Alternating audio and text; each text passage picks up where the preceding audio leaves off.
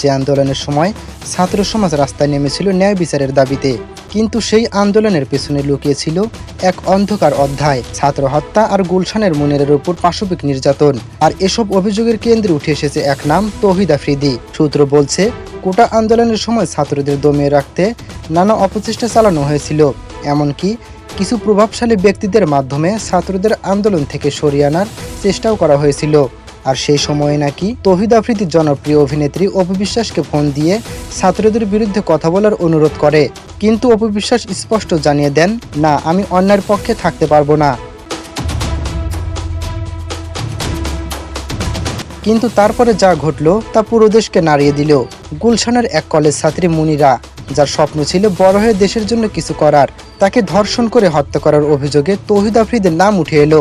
মুনিরার পরিবার থেকে শুরু করে পুরো জাতি সঠিক বিচারের জন্য ফুঁসে উঠল। এখন তৌহিদ আফ্রিদি বর্তমানে আছে জেলের অন্ধকার সেলে।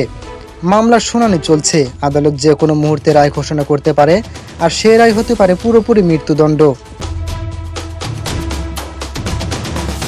অভিনেত্রী অপু বিশ্বাস ও আদালতের কাছে স্পষ্ট দাবি জানিয়েছেন, মুনিরার হত্যার সঠিক বিচার চাই, যাতে আর কোনো মুনিরার জীবন এভাবে না ঝরে যায়। মুনিরার পরিবার আজও চোখ ভিজিয়ে অপেক্ষা করছে ন্যায় বিচারের জন্য। একের পর এক শুনানি, সাক্ষী, প্রমাণ সব মিলিয়ে এখন সবার দৃষ্টি আদালতের দিকে। তৌহিদ আফ্রিদির ভাগ্যে কি আছে, ফাঁসি নাকি অন্য কোনো রায়? পুরো জাতি আছে তার অপেক্ষায়। আইনের চোখে সবাই সমান। অপরাধী যত বড়ই হোক, শাস্তি পেতেই হবে।